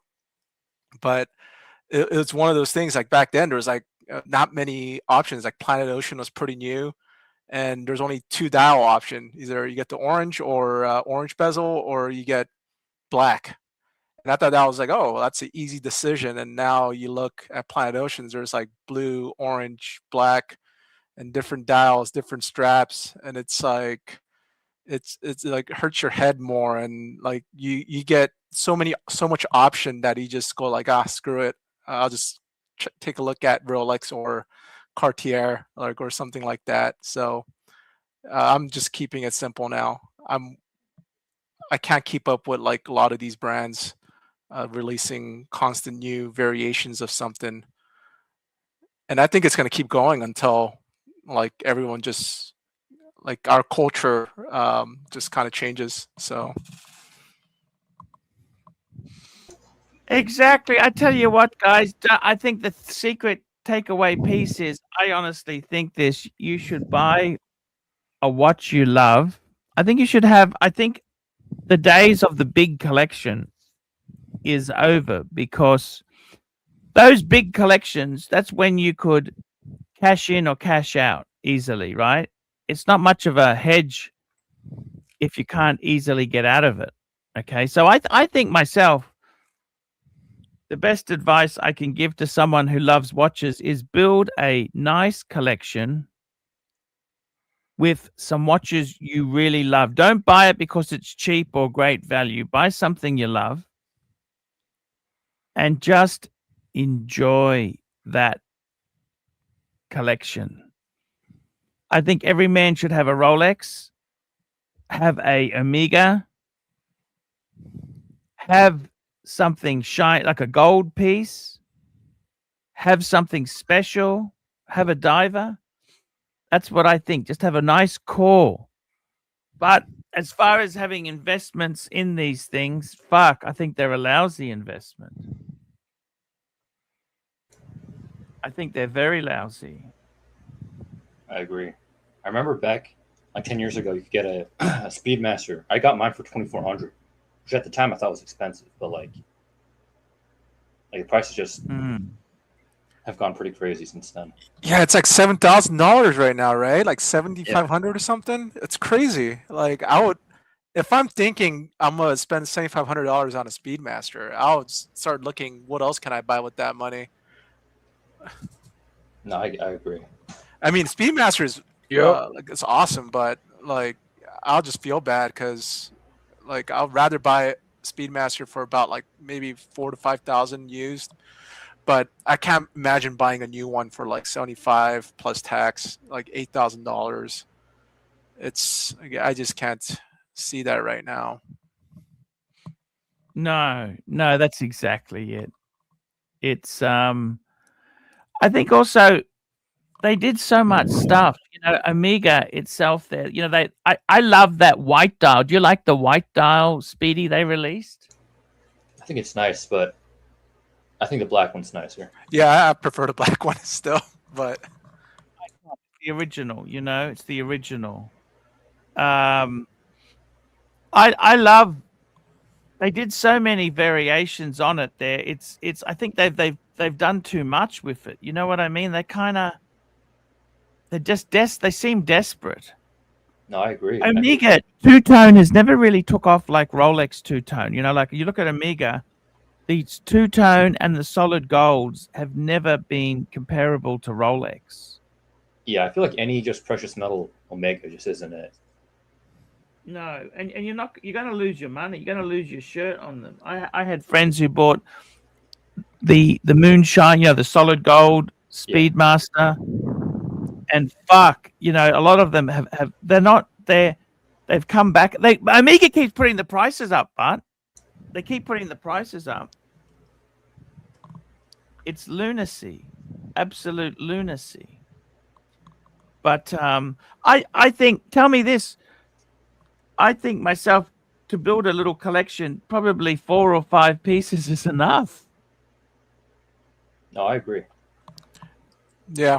In fact, I'm envious of the people who have one watch. Yeah, that's what I want to. And I don't know if I can do that. I probably could do a 3-watch collection, but What watch do you have again? I have a Hulk Sea Dweller. I Oh have damn, you have a a Hulk. yeah. I got it. Watch. I got it. I got it actually 10% off when I got mine. Damn. It's 2015. It was a 2016. Um, and I have a Planet Ocean, and I'm trying to think about getting a Cartier Santos titanium. Honestly, Or- yeah, Yeah. that's pretty solid. I feel like. Yeah, and the thing is, I work in like corporate, like so I do go into the office and I gotta wear like a suit or like a jacket and all like so. You do, and I'll tell you this, you do get Rolex fatigue in that Yeah. environment. What's the best watch you've seen at work? What's the best watch you've seen in the workplace? A just the brand new white Daytona stainless steel, the new ones with the stainless steel Daytonas with the what is it, the metal ring around outside of it. Yep. Okay. Yeah. So Isn't that old? No, I think it's like It's a it new came one? out like 2 years ago. yeah. Yeah, so I saw someone wear that, but Oh, damn. like you'll see Do like you say everyone- anything? Do you say anything? Hey, nice no, Rolex. no, I did not say anything. Was it a client or a fellow employee? All colleagues and people that work in our building, my office, but because it's a big company, so and you'll see a lot of subs, a lot of Datejust, maybe some. Has anyone commented on the watches you've worn? Yeah. Like people will say, "Oh, nice," like especially when I wear the Hulk, they'll say, "Oh, nice, nice." Usually, actually, the only time I get like compliments from like girls is when I wear the Hulk. They'll Oh, I always see. they'll always say something. They'll say, "Oh, it's pretty. I like the color," or like they'll look at it and go, like, "Oh my gosh, it's a Rolex!" Like, but it's because it's green. And but like any of my other watches, I don't We never got a say Black anything. Cat 997, $2. I want the Mike the Snake collection. Just one Rolex sub date. Perfect, Mike. You've really nailed it, Mike. Yeah, you completed life. It's I mean, I love my Pam, but I wish. Well, and actually, I like the Pam. I do like the Pam. It's a beautiful piece. I got a few pieces. It's okay. Do you think you could do But- a one watch collection with just a Santos like No, as a no? I don't think so. I don't think it's. The problem with the Santos is it's not enduring enough. It's kind of going to date. It's a fashion watch. That's the problem. They fickle. Rolex is something that is timeless. I have a feeling. I have a feeling that Cartier is gonna be really big, like next couple of. I think it's They are already Yeah. big. They're really big Well, already. with Number like two. more of like younger generation growing up. Yeah, I I'll say have- this. You're right. Already, the only brand people know about, at least in my age group and younger, is Cartier and Rolex. Yeah, They don't exactly. care Same about here. Anything else? I'm not even joking. Like when I like especially when I hang out with my friends that don't know watches, a lot of them just always talk about like, oh yeah, Cartier. Like they all know it. Yeah. And I think we're gonna get into a place where the next generation about buying a watch, they're gonna be looking at Cartier as pretty something serious. So I think like just like a brand just kind of coming out of nowhere. And obviously they're still big right now, but I think they're going to be more mainstream going forward. That's what I think. Because I like people like especially like girls like really know Cartier. Like they'll Yep. know someone's wearing it, and it's they're really big in like because I'm Asian, so like it's really big in like Asian countries like Korea and like China. Cartier is like I think almost as big as Rolex in terms of branding. So that's what I'm kind of thinking. Like I do want one. Like I'm really kind of catching on to it, and I really do want one that's tried on the titanium, and it's just like such a cool watch. And I also like the DLC one, the black one, like the Oh. all black Santos. Dude, I feel That like one. Dude, if you got to get a Santos, either get the titanium or just get the basic one in white. Yeah, I know. I'm probably gonna just get the titanium, but I was like, maybe just buy 2. but it's really cool. I like the brand a lot. How's it going, guys? Women have always been big on Cartier. Yeah. Right, Paul? I mean, Archie Yeah, could Cartier's say- a great brand there, but it's I think Rolex is got the ultimate compliment is that something is timeless. Yeah. It doesn't age. But see, I guess for women, I mean, you could have a sub from the 70s and it's classic. for women, a lot of women would like a Cartier, but if they had to choose between a Cartier and a Rolex, they'd choose the Rolex. The women that No, I I know. think they'd choose the Cartier. Even the women, because a lot of the women I know that are in their, let's say they're in their 30s, they choose the Rolex because they know the Rolex is more cost than the Cartier. I'm not saying depends they'd which buy one. it. I'm saying if No, somebody I was going to disagree. give it to them. I disagree, Doc. So if somebody was going to give a typical woman a watch, I and said you gave can my have a wife Cartier, a two-tone Datejust. She didn't want it. She wanted a Cartier Tank Francais. fancy. Wow. Well, that's I fascinating. know a lot of women have gone that way too. They love Cartier. Well, it's always been big, Cartier, especially Cartier quartz for the women. Lately, like Cartier's been on fire. Yeah, it's gonna get bigger. I take stock now. I think Cartier is gonna get like huge, like just going the next couple of years too. It's gonna be like more mainstream. It was said to be Especially watch. big in the 60s when it was a Kennedy thing to have a Cartier.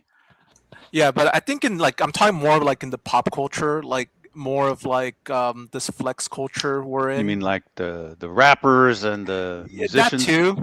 That too, and like more of like the environment that we're in. I think Rolex is kind of losing. I don't want to say losing its steam because it is timeless. They are the king. I do like Rolexes a lot, but like again, like I do get that Rolex fatigue, especially at my office. Especially like every Tuesday, we do what's called a group huddle, like where all the department, all the floors, we all meet and have that big meeting, and you look at their wrist and it's all Rolexes, right? And then you're just like, man, I don't want to wear my Rolex in here anymore, just because. Any Pateks in corporate world? Patek? Not that I've seen. Maybe some might have it, but Maybe C-suite. You got to go to the. Are you in the C-suite? No. That's why I like showing up with my Speedmaster. Yeah, like you can see a Rolex like from like couple of like a mile away. Like you'll see someone's like wrist, and it's like, oh, the Oyster bracelet, and it's like a sub GMTs or Datejust. And I'm telling you, like you do get like fatigue. I get fatigued in that environment. Where that's why I was thinking like, man, I want a Cartier because I don't see any of that. Well, that must be a very nice office because in most places you don't see that many Rolexes on the wrist when you're running. Oh yeah, around. I mean everyone, especially like in my office, like. No. I'm saying your office must be a nice business, right? But I mean, out in the world outside of the office, I doubt that there's that many.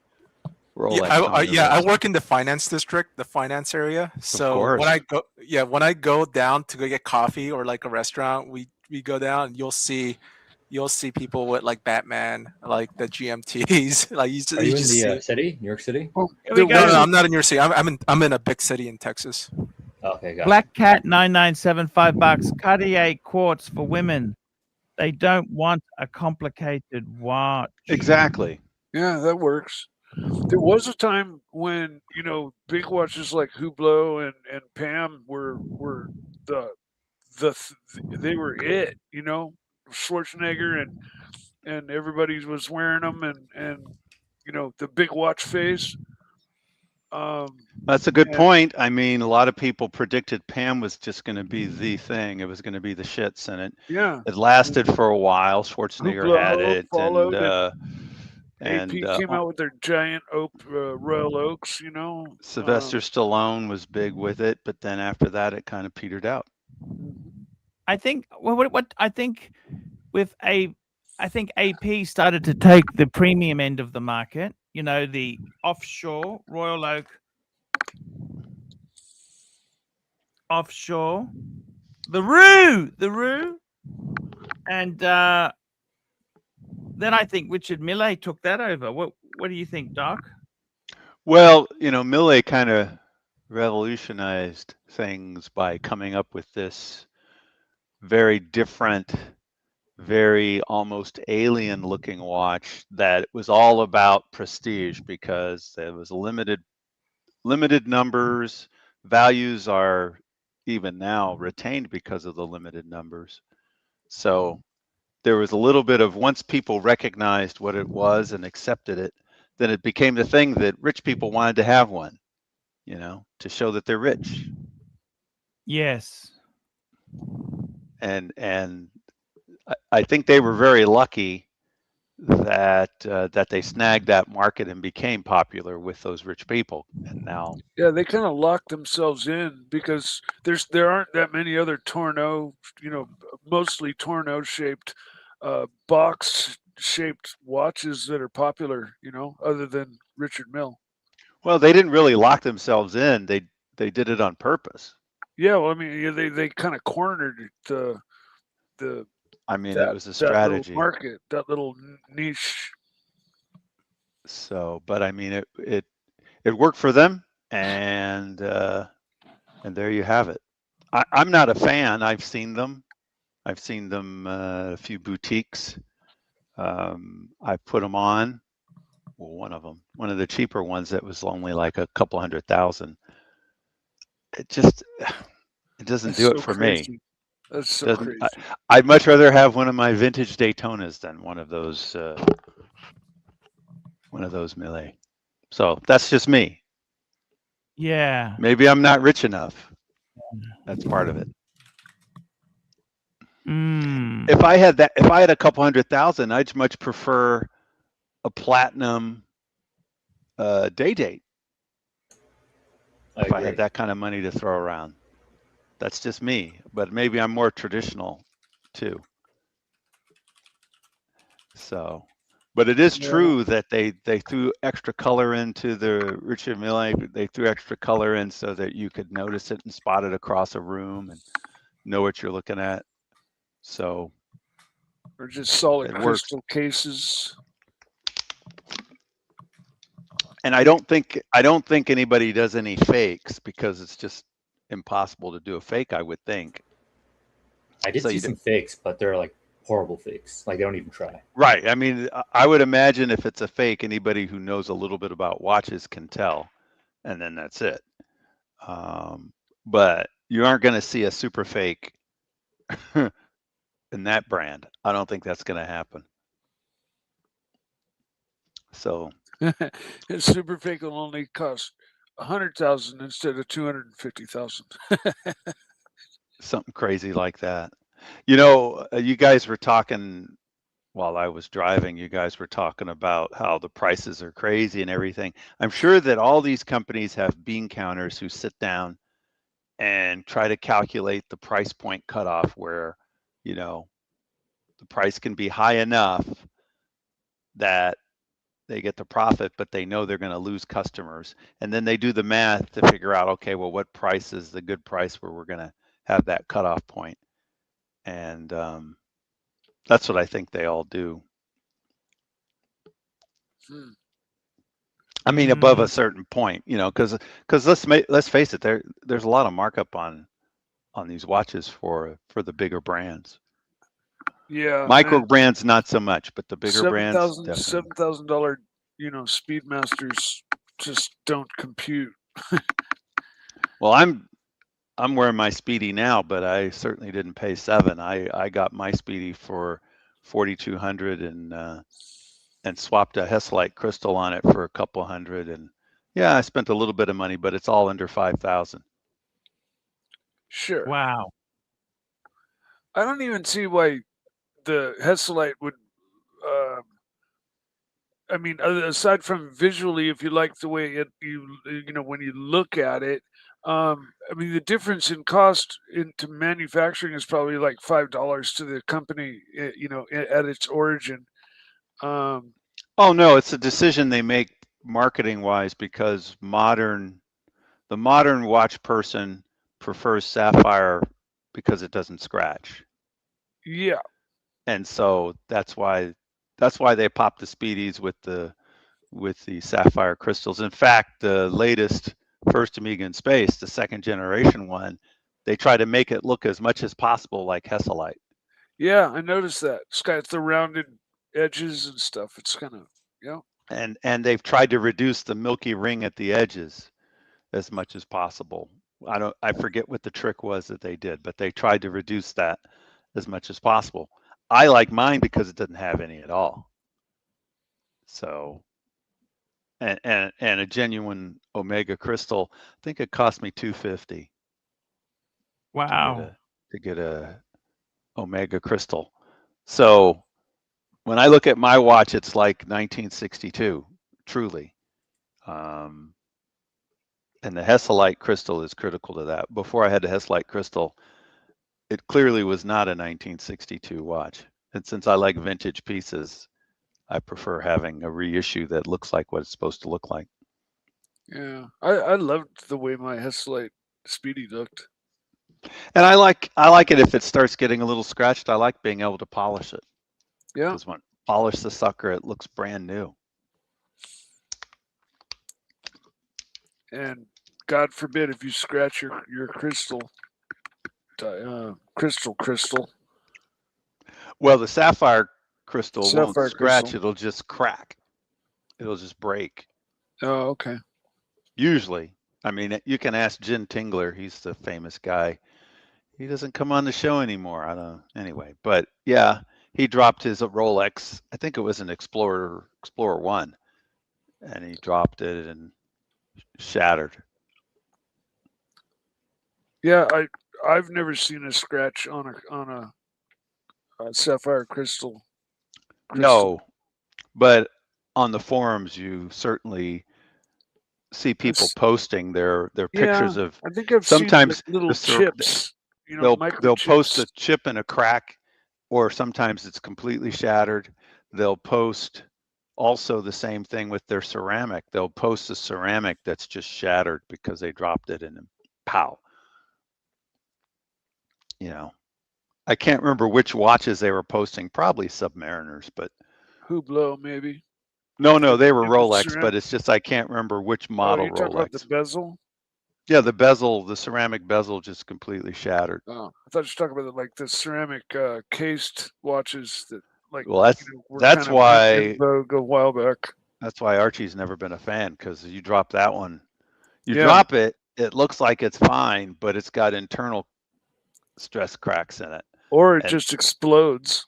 Well, what'll happen is it'll get those cracks in it from you dropped it once or twice. It looks fine, but internally you've got micro cracks, micro fractures, and then all you have to do is just bump it up against something gently, and it just boom, like you said, it explodes because it's all been prepped. You know, it's got all these internal defects and micro fractures. So I don't know. I couldn't get a ceramic case. It just wouldn't work for me. Maybe they're not always black, but a lot of them are black. And I don't. Well, like that's the black other watches. thing for me. I don't like black prefer, watches, so yeah, I like the stainless the most. I've got a few gold, but I really just prefer the stainless. I like the look, the whole thing. yep. And so there's nothing wrong with that. What's happening with your collection, Doc?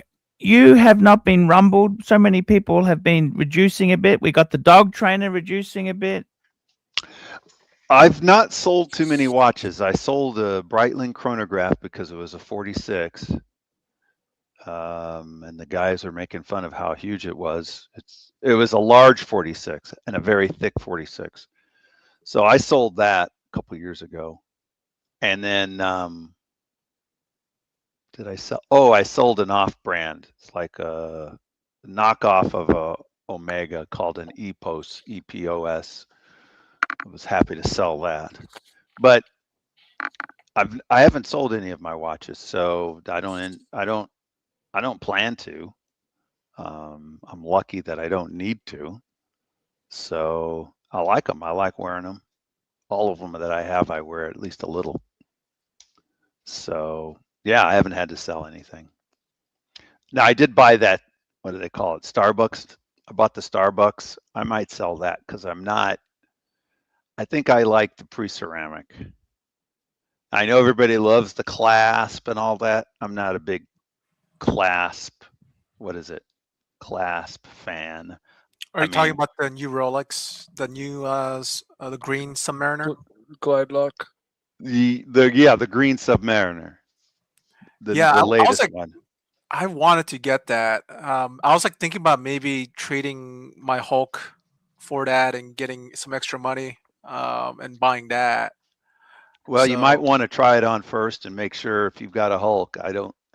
I'm not. Well, the Hulk is a little too green for me. So I do like the Starbucks. I like the green bezel with the black. Yeah, dial. same here. I think it looks I do more. too.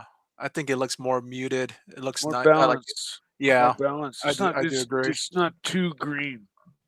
Like I just don't like green. I have a small wrist relatively. I have a 7-inch wrist, so I don't have an 8-inch wrist. I think the Starbucks is probably better for an 8-inch wrist than a 7. Is seven a small wrist? No. I don't know. It's small around here. I thought 7 was like getting. I think anything after 7 was because I have a 7.5. So. Well, that's Mike has an 8. No, I'm 7 3/4. Okay, 7 3/4. So 7.5, 7 3/4. I'd consider that either average or large. And then 7, I've always thought that's considered average or small. And one of my buddies has like a 6.5. And I thought his was small because putting my Rolex on him, like it was just wow. You could tell it was like engulfing, and it was like 40 millimeter. That's my sister's wrist is a 6. Just about a 6.5, and she's not overweight either. She's just a regular, normal-sized woman. She might be a little tall. She's like 5'7". Yeah, they're probably the same height. So, but yeah, she has like a 6.5 wrist. But yeah, I mean, I think the Starbucks, you got to try it on if you have a 7-inch wrist. 7.5 probably is fine. You'll probably be more than comfortable wearing a Starbucks. Are you saying that because it's the maxi case? It's not like the old maxi case, but it's still larger than a pre-ceramic. Okay. So a pre-ceramic is more streamlined in the shape and smaller lugs or thinner lugs. Okay. Yeah, I love pre-ceramic subs. And also the weight. The weight of the modern Submariner is significantly greater than a pre-ceramic Submariner. So I just like a watch that disappears on my wrist. I forget I'm wearing it. I love that. I don't want to have a watch that's reminding me it's there because of its weight. I don't need that. I mean, it's nice, I suppose, if somebody gave me a platinum day date, I'd take it, but I know it's going to be. I'm not wearing that all day. I don't have a gold watch, but when I go to the boutique and just hold a gold day date, I feel like same thing. Feel really good. I feel like I'll be able to wear this for a few hours, and then I've got to get out of it. Oh, I loved my James Cameron, and it you could use it as a boat anchor. But I like the heft. I've always liked heavy watches, so I must say the deep sea does appeal to me, but I think the Sea Dweller is probably the best compromise, best. If the sub, I think the sub is just such a perfect watch, but the Sea Dweller 43 is a good size. I love that size. What do you think about that, Archie? Like when it comes to like value, like where do you see the Sea Dweller 43 I think the going? subs are a better thing. If you want to buy something for value resellability, just get a sub, get a sub, get a sub. That's always going to be so much. Everyone Yeah. always wants a sub. That's why I got But a I sub think before. secondhand, the deep seas, particularly the non-James Cameron version, are fantastic, fantastic pieces to pick up. Absolutely great pieces to pick up.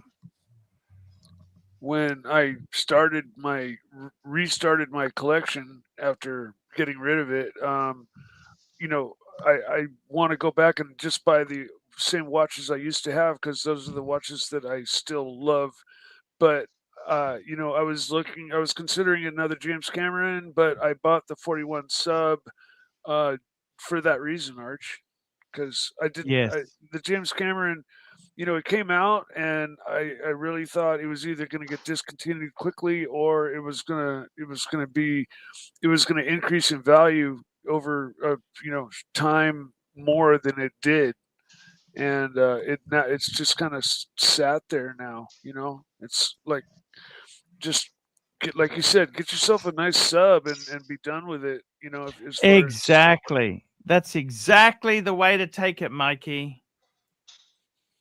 if you have That's endless money, then go from there, right? Mm.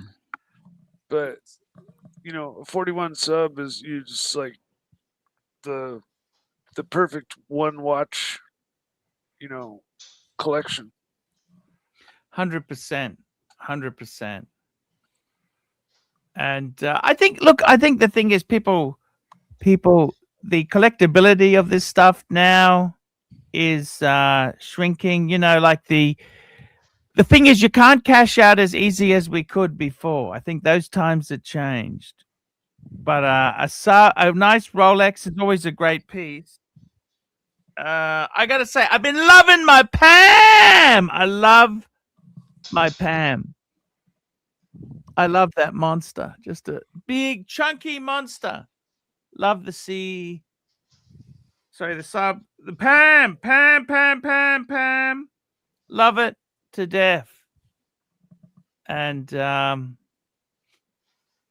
guys, that's the show for today. Let's wrap this baby up. We got some super chats. I want to thank the people who super chatted today. We had Van Lux, RMD, Mobster, Eugene. Thank you, Eugene, for jumping on. Esoteric, Horror Breakdown, Esoteric, Black Cat. Guys, thank you so much for coming on.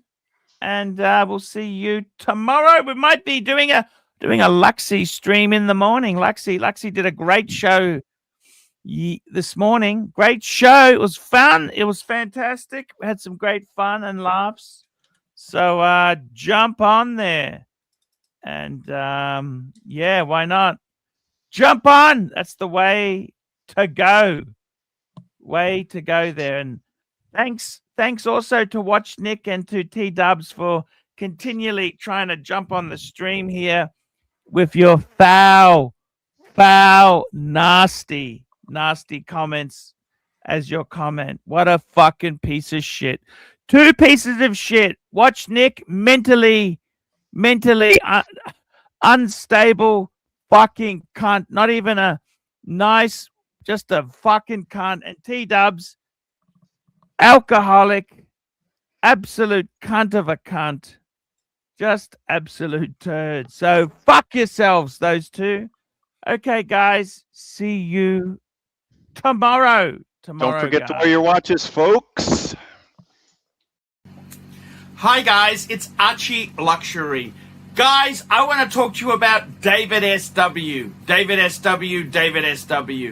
Guys, if you are in America, if you are looking for a Rolex watch of your dreams, in fact, if you're looking for a contemporary modern wristwatch, I strongly advise you to look at David SW. Guys, don't play the dealer games. Don't bring in chocolates or Krispy Kremes for your dealer hoping to get a Rolex at retail. It's futile. Please, guys, save your dignity, keep some pride, go to David SW. I would highly recommend David SW, David SW. If you're in America and you're looking for a watch, go to David SW, David SW, David SW.